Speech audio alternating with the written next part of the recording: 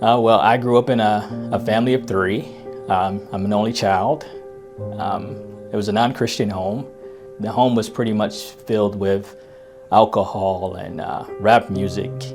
When I got in my teen years, I was pretty much a troubled kid. I would be in the classroom joking. I wasn't serious about a lot of things. And at one point in my life, it was so bad that I was acting up in class as a kid that was pretty disturbing to most people.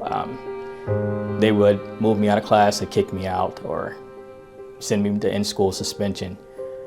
Me and my relative, we got in trouble. We got in trouble with law enforcement. I was a juvenile, so I had to go to court for a juvenile case.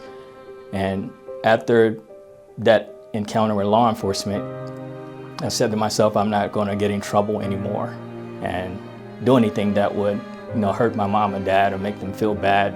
So when I got out on my adult years, I pretty much partied. I went to nightclubs, I went to after parties, and I drank a lot of alcohol and made a lot of bad decisions.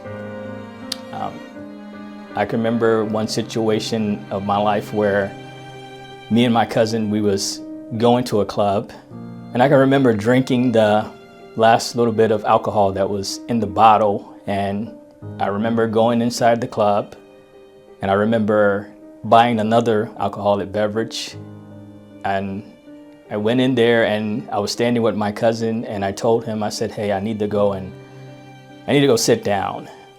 And I remember looking out at the club's dance floor, and that was the last thing I remembered. And at that time, I didn't know like an alcohol limit. And so I just kept drinking and partying, and at the time I thought was having a good time. I met this lady at work.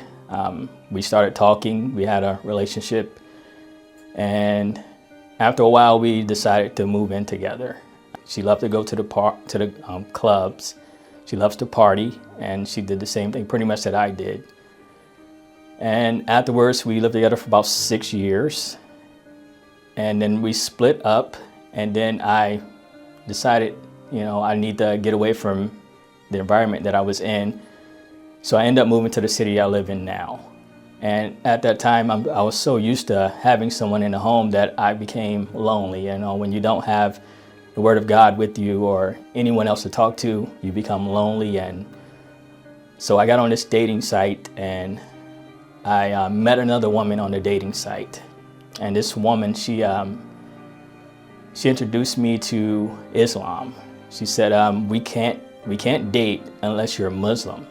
So I said to myself, I don't even know what a Muslim is. I don't know anything about Islam. And she said, well, I'll teach you. And if you are willing to learn and come into this religion, then we can go from there. So I went on and I went and converted to Islam.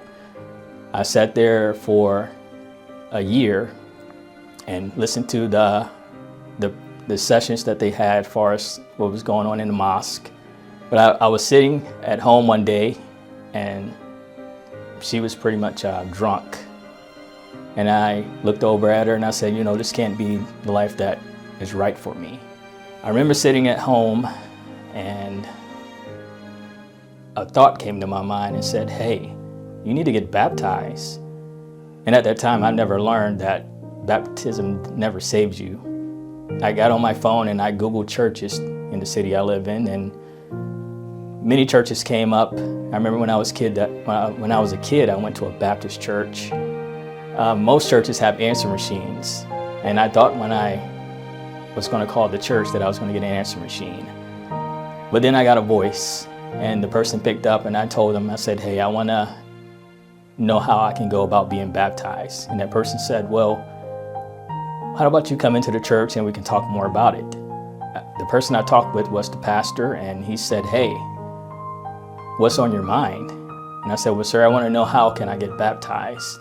And he said, well, let me show you something. And he did something that was totally different. He pulled out the Bible and he showed me some Bible verses.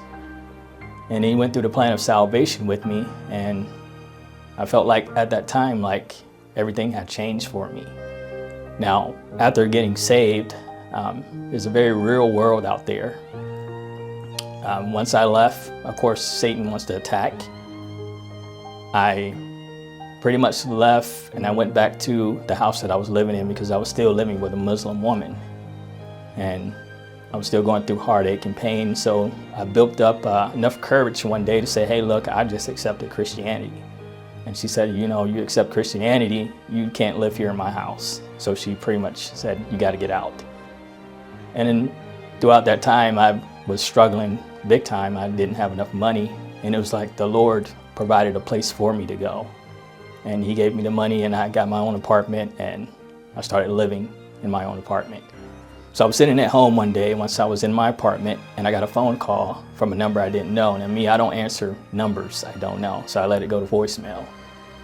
And it was the assistant pastor and he called and he said, hey, how you doing, brother? I'm sitting here and I'm holding a book and I wanted to go over it with you.